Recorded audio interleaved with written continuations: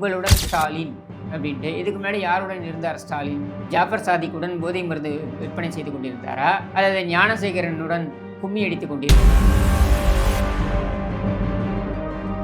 4.5 ஆண்டுகள் யாருடன் இருந்தார்? இப்போ எதுக்கு எங்க கூட வந்து விட்டிக்கிற?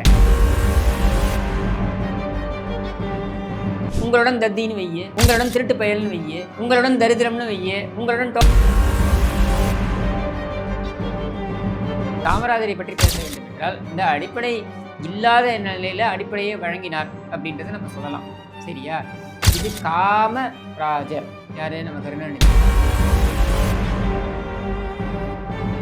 எனக்கு தெரிஞ்சு கருணாநிதி ஊரறிந்து 3 மனைவிகளை கட்டினார். மற்றதெல்லாம் என்ன கட்டினார்ன்றது மருத்துவமனையில் பார்த்தீங்கன்னா அப்படியே லுங்கியை கட்டிக்கிட்டு அந்த வேலை. இந்த லுங்கியை பார்த்தால் எல்லோருக்கும் அச்சம். ஏன் துவைக்கலையா? லுங்கி, அதுக்குள்ளே போட்ட ஜட்டி, இதையெல்லாம் எடுத்து திராவிட ஏதோ ஒரு 3 நாள் ஹாஸ்பிட்டலில் படுத்துட்டு வந்து 30 நாள் அலப்பறை தாங்க முடியல. போய் வேலையை பாரு. இது ஒரு முள்ள மாதிரி, அது ஒரு கேப் மாதிரி. இதில் என்ன பெரிய அப்படி நண்பா நண்பான்னு என்ன ரெண்டும் போய் இந்த எச்ச சிகரெட்டு பிடிச்சிருக்கு.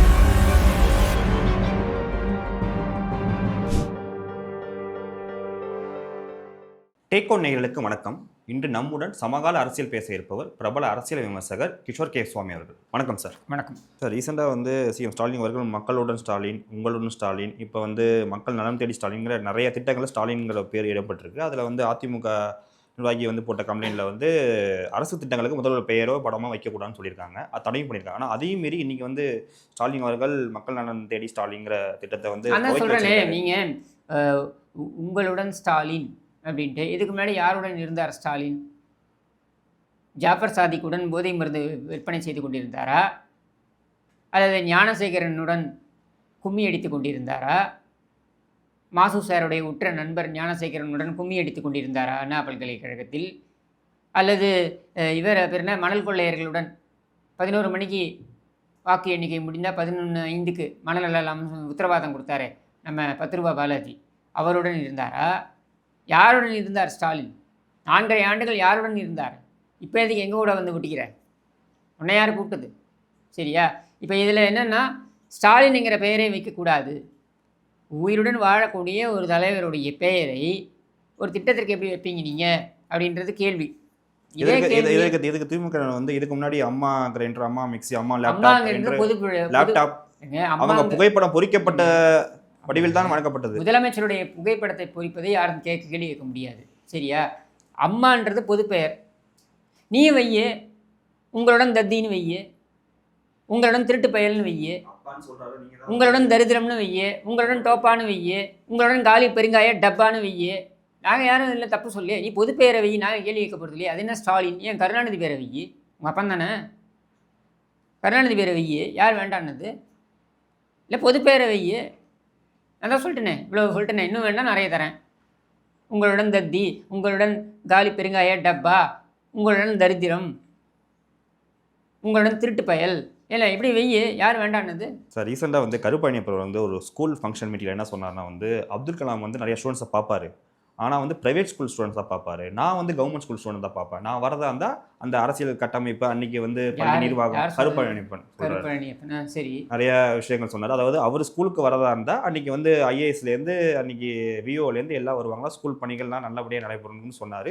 இன்னொன்று சொன்னார், நிறைய பேர் வந்து ஸ்கூல் கட்டினது காமராஜருங்கிறாங்க, அவர் வந்து கூரை கோட்டைகள் தான் கட்டினாரு, அதை வந்து மாடி கட்டிடமாக கட்டினது கருணாநிதி அவர்கள் தான் சொன்னார். ஏன்னா மறுபடியும் அவர்கள் வந்து எனக்கு தெரிஞ்சு கருணாநிதி ஊரறிந்து 3 மனைவிகளை கட்டினார்.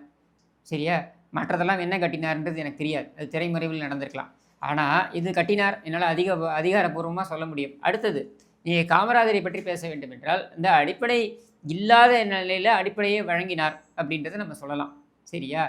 இது காமராஜர் யார்? நம்ம கருணாநிதி. சரியா? இது வேற காமம். சரியா? அதனால் இவரையெல்லாம் நீங்கள் அதோட நீங்கள் ஒப்பிட முடியாது. ஏன் ஒப்பிட முடியாதுன்னு சொல்கிறேன்னா, 1982, 83 அந்த காலகட்டங்களில் சரி விஜயலலிதா அவர்கள் வந்து அந்த காலகட்டத்தை ரெஃபர் பண்ணி பேசுகிறாங்க. மாநிலங்களவையில் பேசும்பொழுது 84 நினைக்கிறேன், 83 நினைக்கிறேன், மாநிலங்களவையில் பேசும்பொழுது சரி விஜயலலிதா அவர்கள் பல டாப்பிக்கில் பேசியிருப்பாங்க. கிட்டத்தட்ட 12 தலைப்புகளில் பேசியிருப்பாங்க. இந்த 12 தலைப்புகளில் முக்கியமான ஒரு தலைப்பு என்ன அப்படின்னு பார்த்தீங்கன்னாக்க, பிரதமர் ராஜீவ்காந்தி இருந்த பொழுது அவங்க வந்து இந்த மேற்கோள் காண்பித்து பேசியிருப்பாங்க. என்ன சொல்லியிருப்பாங்கன்னா, பிரணாப் முகர்ஜி வந்து அப்போது நிதியமைச்சராகவோ ஏதோ ஒரு அந்த துறை அமைச்சராக இருந்த காலகட்டம் அது. இந்த காலகட்டத்தில் வந்து நாங்கள் புரட்சித் தலைவர் எம்ஜிஆர் அவர்கள் வந்து முதலமைச்சராக இருந்த பொழுது, இந்த பள்ளி கட்டிடங்களுக்கு நிரந்தர கட்டுமானங்கள் உருவாக்க வேண்டும் அப்படின்னு சொல்லிட்டு, அந்த கட்டுமானங்களுக்கு வந்து நாங்கள் வந்து முதலமைச்சர் வந்து கோரிக்கையை வைத்திருந்தார். மத்திய அரசாங்கம் உதவ வேண்டும்ட்டு. மத்திய அரசாங்கம் அந்த உதவியை கொடுக்க முடியாதுன்னு சொல்லிட்டாங்க. அடுத்து அவர் ஒரு கோரிக்கையை வைக்கிறார். அவர் என்ன கோரிக்கை வைக்கிறாருன்னா, இந்த கட்டிடங்களுக்கு நீங்கள் பணம் உதவி தர வேண்டாம், தேசிய வங்கிகளிலிருந்து, தேசிய மயமாக்கப்பட்ட வங்கிகளிலிருந்து நீங்கள் கடனாக எங்களுக்கு கொடுக்க சொல்லுங்கள் அப்படின்ட்டு. அதுவும் நிராகரிக்கப்பட்டது. அடுத்து ஒரு கோரிக்கையை வைக்கிறார். சரி, நீங்கள் அதுவும் தர விரும்பலை, நீங்கள் இங்கே காப்பீடு நிறுவனம் இருக்கு இல்லையா, அப்போ எல்ஐசி மட்டும்தான் இருந்தது, இந்த எல்ஐசியில் எங்களுடைய பாண்டுகள் இருக்குது, அதை அடமானம் வைத்தால் எங்களுக்கு பணம் கொடுங்கள் என்று.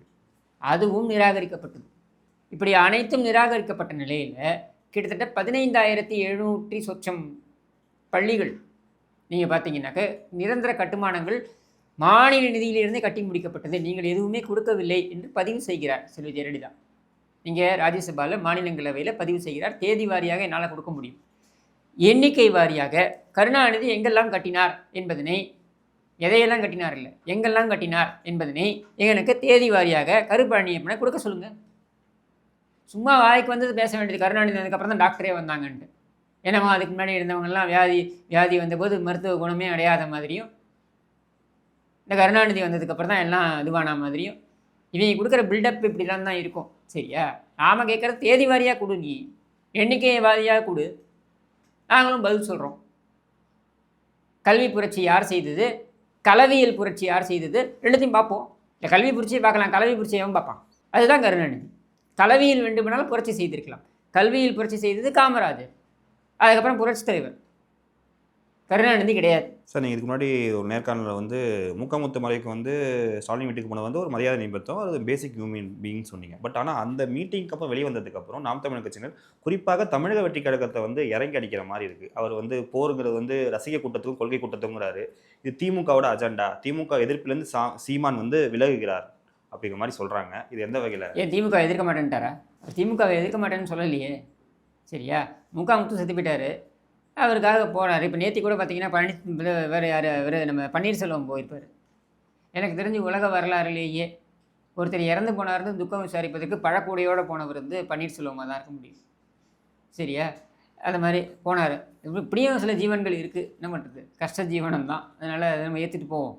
பட் எதுக்கு சொல்ல வரேன்னா, 3 நாள் வியாதிக்கு 3 மாதம் உட்காந்து ஒவ்வொருத்தரையாக உட்காந்து இவர் நலம் விசாரித்தார், அவர் நலம் விசாரித்தார், இவர் நலம் விசாரித்தார். இதையே 3 நேரம் வேலையாக பண்ணிக்கிட்டு இருக்காரு யார், ஸ்டாலின். இதில் பார்த்தீங்கன்னா, நான் மருத்துவமனையில் மருத்துவமனையில் நல்லா வேலை செஞ்சேன்னு படம் காமிச்சேன், வெளியில் வந்ததுக்கப்புறம் நீ வேலை செஞ்ச மாதிரி தெரியலையே, உன்னை எல்லாரும் வந்து நலம் தான் விசாரிச்சுட்டு இருக்காங்க. 3 நாள் வியாதிக்கு யாராவது 30 நாள் நலம் விசாரிக்குதுங்க, அதுக்கு கேள்விப்பட்டிருக்கீங்களா?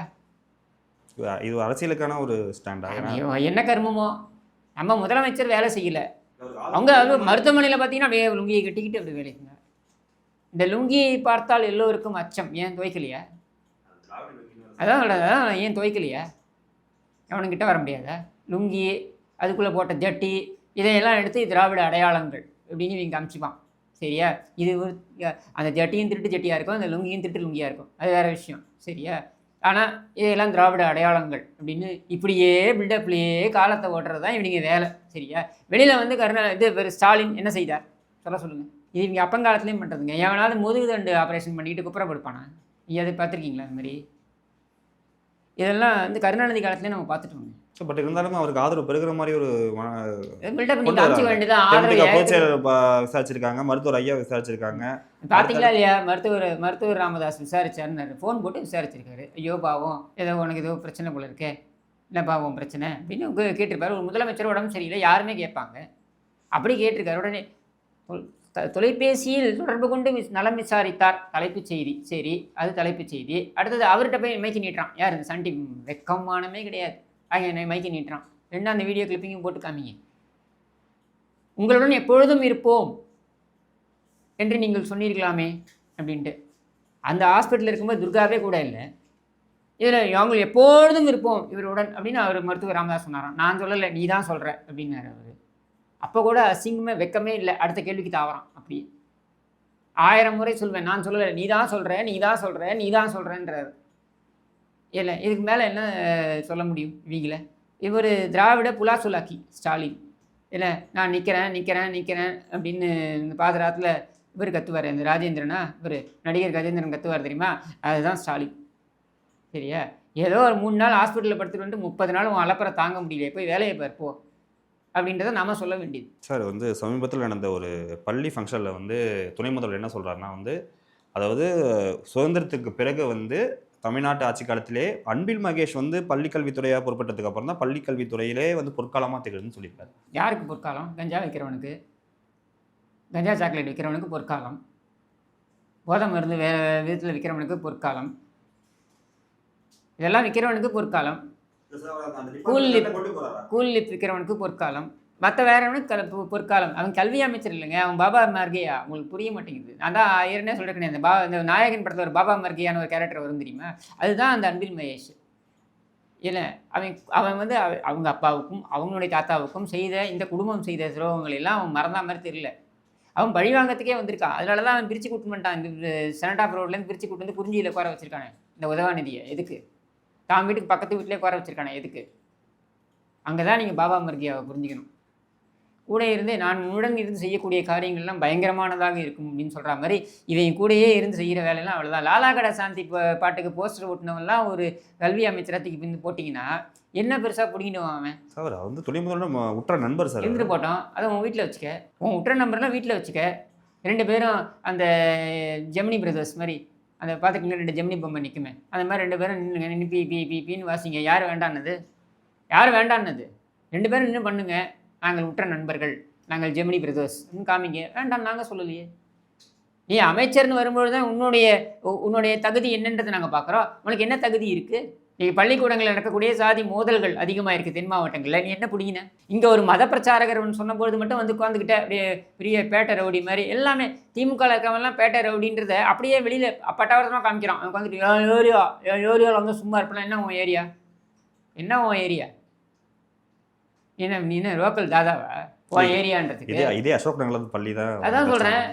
அதாவது அவன் அசோக் நகர்னா நீ அசோக் நகரில் இருக்க, இல்லை நீ அசோக் நகருக்கு மட்டும் அமைச்சரா? மானங்கட்டவனே, ஏரியா சார் ஒரு கல்வித்துறை அமைச்சர் இருந்து அப்போ கல்வித்துறை அமைச்சர் மாதிரி பேசு, லோக்கல் தாதா மாதிரி பேசினா உனக்கு அவ்வளோதான் மரியாதை. என்ன பிடிங்கிட்ட நீ கல்வித்துறை? நிறைய ஸ்கூல் இன்ஸ்பெக்ஷன் போறாரு, நிறைய வந்து ஸ்கூல் ஸ்டூடெண்ட்ஸை மீட் பண்றாரு. அவங்க யாரை மீட் பண்ணாரு? எந்த ஸ்கூல் ஸ்டூடெண்ட்ஸை மீட் பண்ணாரு சொல்லுங்க? இவருடைய மகனுடைய தனியார் பள்ளியில் இவருடைய மகனுடைய விழாவில் போய் உட்காந்தாரு. அங்கே உட்காந்துட்டு அவன் ஃப்ரெஞ்சு படிக்கிறான்றதை பெருமையாக பேசினார். வேறு என்ன பேசினா? இவன் என்ன கேட்டனா வேறு?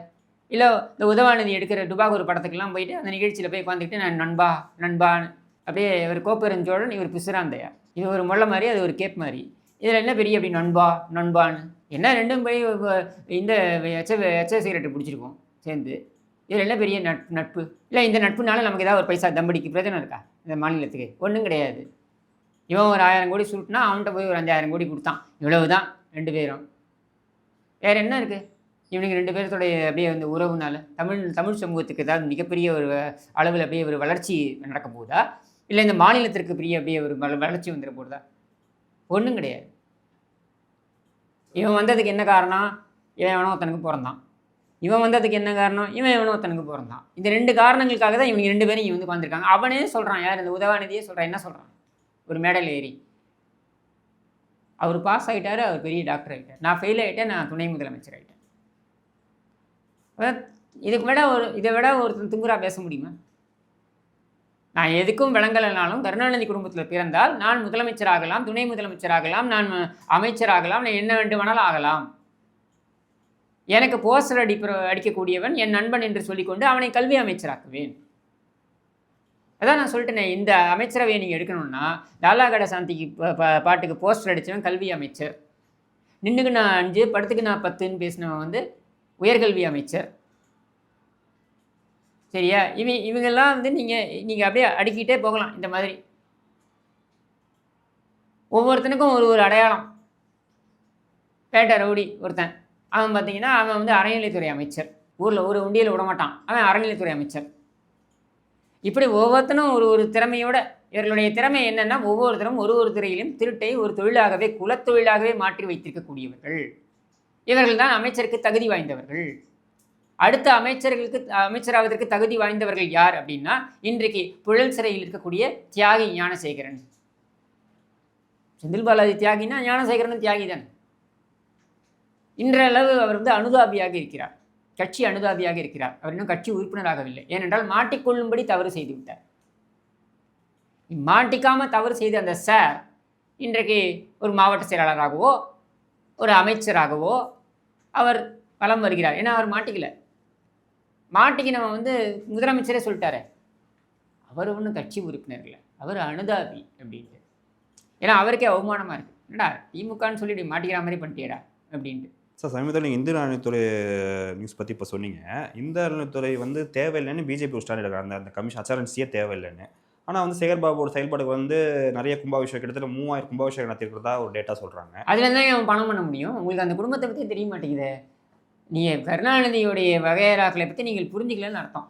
இவங்க என்ன நாட்டு நலனுக்காகவும் மக்கள் நலனுக்காகவும் இங்கே வந்து உட்காந்துருக்காங்கன்னு நினைக்கிறீங்க? இவன் கும்பாபிஷேகன்ற பேரில் தான் இப்போ இன்றைக்கி ஒன்று திருச்செந்தூரில் நடந்ததா?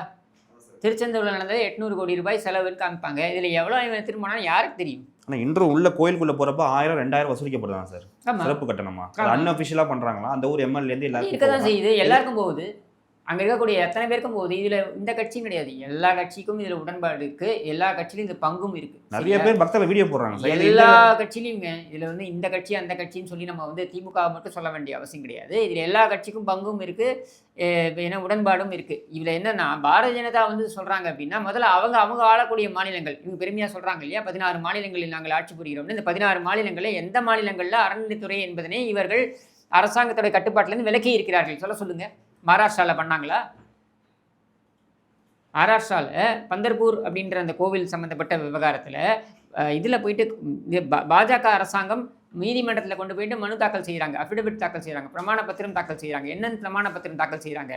அங்கே பூஜை செய்யக்கூடியவர்கள் பேராசைக்காரர்கள் அப்படின்னு பிரமாண பத்திரம் தாக்கல் செய்கிறார்கள். ஒட்டுமொத்த அர்ச்சகர்கள் கூடிய நீ வந்து பேராசைக்காரர்கள்னு பாரதிய ஜனதா பிரமாண பத்திரம் தாக்கல் செய்யுது. இதை மாதிரி என்னால் எண்ணற்ற கோவில்களை காமிக்க முடியும். இது அரசாங்கம் தன்னுடைய கட்டுப்பாட்டுக்குள் வலுக்கட்டாயமாக எடுத்துக்கொண்டிருக்கிறது பாஜக ஆளுகின்ற மாநிலங்களிலேயே. சரியா? அதனால் இது வந்து பெரிய வைடர் சப்ஜெக்ட். அறநிலைத்துறை என்பது அரசாங்கத்தின் கட்டுப்பாட்டில் இருக்க வேண்டுமா கூடாதா அப்படின்றது மிகப்பெரிய அளவில் விவாத பொருளாக்க வேண்டியது. அதை வந்து ஒரு கட்சி நாங்கள் அதை வந்து எப்படியும் வந்து நாங்கள் அரசாங்க கட்டுப்பாட்டிலையும் கொண்டு வந்துடுவோம்னு சொல்ல போகிறாங்கன்னா, வெளியில் கொண்டு வந்துடுவோம், அரசாங்க கட்டுப்பாட்டிலையும் வெளில கொண்டு வந்துடுவோம்னு சொன்னாங்கன்னா, நீ ஆள்ற மாநிலத்தில் இது பண்ணியிருக்கியா? ஏதாவது ஒரு மாநிலத்தை காமி. இந்த ஒரு மாநிலத்தை காட்டு, இந்த மாநிலத்தில் நான் கொண்டு வந்து விட்டேன்னு காட்டு. ஏன் பாஜகவுடைய கூட்டணி ஆட்சி தான் நடக்குது ஆந்திராவில்? சொல்லுங்கள். திருப்பதி தேவஸ்தானத்தை வந்து நாங்கள் அரசாங்க கட்டுப்பாட்டிலேருந்து நாங்கள் வெளியில் கொண்டு வந்துடுவோம் சொல்லுங்கள் பார்க்கலாம். சொல்லுவாங்களா? அப்புறம் சும்மா தமிழ்நாட்டில் மட்டும் இதை உருட்டக்கூடாது. எந்த கட்சியாக இருந்தாலும் நியாயத்தை பேசுவோம். சரியா? இப்போ நம்ம அறநிலைத்துறைக்கு வருவோம். இந்த பேட்டை ரவுடி சேகர் பாபுவோட வேலைக்கு வருவோம். நான் ஒரே ஒரு உதாரணம் மட்டும் சொல்கிறேன் உங்களுக்கு. இவர்கள் கோவில் பணத்தை எடுத்து அதை நாங்கள் செலவு செய்யக்கூடாதா, மக்களுடைய நன்மைக்காக செலவு செய்யக்கூடாதா என்று கேட்கிறார்கள். சரி, உள்ளபடியே உங்கள் வாதத்தின்படியே ஆமாம் என்றே வைத்துக்கொள்வோம். ஒரே ஒரு உதாரணம் கொடுக்குறேன். கிரீன்வேஸ் சாலை இருக்குல்ல, கிரீன்வேஸ் சாலையில் ஒரு மண்டபம் கட்டியிருக்காங்க. ஒரு கோவிலுடைய பணத்தை எடுத்து ஒரு திருமண மண்டபம் கட்டியிருக்காங்க. இந்த திருமண மண்டபம் பார்த்தீங்கன்னாக்கா ஆடி மாதம், மார்கழி மாதம், இந்த 2 மாதம் விட்டுருங்க. இந்த 2 மாதத்தில் திருமண வைபவங்கள் இருக்காது. சரியா? மற்ற மாதங்கள்லாம் ஃபுல் ஹால். ஒரு நாளைக்கு 5 லட்சம் ரூபாய் வாடகை. கிட்டத்தட்ட 300 நாட்கள், 290 300 நாட்கள் வந்து அந்த ஹால் வந்து புக்டு. ஒரு நாளைக்கு 5 லட்சம்னா எவ்வளோ வரணும்? யாருக்கு போகுது அந்த பணம்? சேகர் பாபு பாக்கெட்டுக்கு போகுது. அப்போ அறநிலையத்தினுடைய பணத்தை வைத்து நான் மண்டபம் கட்டிவிட்டேன் என்று கணக்கு காட்டுகிறாய். அந்த மண்டபத்துலேயும் வரக்கூடிய வருமானம் யாருக்கு போகுதுன்னா ஓம் பாக்கெட்டுக்கு போகுது. இப்போ அவன் மண்டபத்தை எடுத்து கட்டாமல் என்ன பண்ணுவான்? அவன் அந்த கோவில் கும்பாபிஷேகத்தில் 800 கோடி ரூபாய் கணக்கு காட்டுறான். திருச்செந்தூரில் உண்மையாகவே நியாயமாக ஒரு பைசா கை வைக்காமல் இந்த சேகர் பாபு என்கிற பேட்டை ரவுடி 800 கோடி ரூபாயை வந்து செலவு பண்ணியிருப்பான்னு நீங்கள் நம்புறீங்களா? ஒரு புண்ணாக்கும் கிடையாது. இன்னும் கெட்ட வார்த்தையில் சொல்லணும்னா ஒரு கருணாநிதியும் கிடையாது. சரியா? இவன் வந்து அதையும் கொள்ளை தான் அடிச்சிருப்பான். இது திருச்செந்தூர் மட்டும். நீங்கள் அடுத்து திருப்பரங்குன்றத்தில் செய்திருக்கிறார்கள், இப்போ திருக்கழுகுன்றம் என்று சொல்கிறார்கள். இல்லை இப்படி ஒரு இதாக சொல்கிறாங்க. அது மட்டும் இல்லாமல் சுவாமிமலை என்று சொல்கிறார்கள். இப்படி ஒன்று ஒன்றா இவங்க வராங்க. அது மட்டும் இல்லாமல் இத்தனை கோவில்களில் நாங்கள் செய்திருக்கிறோம்னு சொல்கிறாங்கல்ல, எந்த ஆகம விதியின்படி இந்த கோவில்களுக்கு கும்பாபிஷேகம் அல்லது குடமுழுக்கு நீங்கள் எப்படி வேண்டுமானாலும் அழைத்துக் கொள்ளுங்கள், இதை எந்த ஆகம விதியின்படி இவர்கள் செய்கிறார்கள்? இந்த 7 ஆண்டு கணக்குன்னு சொல்கிறாங்க இல்லையா, இந்த 7 ஆண்டு கணக்கு என்பது எந்த ஆகம விதியின்படி சொல்லப்படுகிறது? கோவிலில் ஒரு பின்னப்பட்டாலோ அல்லது கோவிலில் ஏதாவது ஒரு அசம்பாவித சம்பவம் நடந்தாலோ இந்த மாதிரியான விஷயங்கள் நடக்கும்பொழுது தான் அங்கே வந்து இந்த கும்பாபிஷேகம் அல்லது குடமுழுக்கு என்பது வழக்கம். சரியா? இப்போது இதுக்கு நீ 3000 கோவில் 4000 கோவில் கணக்காட்டுற இல்லையா, இந்த 4000 கோவிலில் எந்த அடிப்படையில் நீ இந்த குடமுழுக்கை செய்கிறாய்? அறநிலைத்துறையில் சொல்லப்பட்டிருக்கிறது 7 ஆண்டுகள். அறநிலைத்துறையில் 7 ஆண்டுகள்னா 7 ஆண்டுகள்னு முடிவு பண்ணுறதா? அப்போ ஆகம விதிகள் என்ன? அது என்ன சொல்லுது? இஷ்ட கருணாநிதிக்கு நீ கும்பாபிஷேகம்னு அறிவிச்சிருவியா? அதில் பணம் பண்ணுறதுக்கு தான் நீ அதை பண்ணுற. நீ நல்லதுக்காக செய்ய போகிற. சார், இது வரைக்கும் நான் கேட்ட கேள்விக்கு பொறுமையாக பதிலளிச்சு உங்களுக்கு மிக்க நன்றி சார். நன்றி.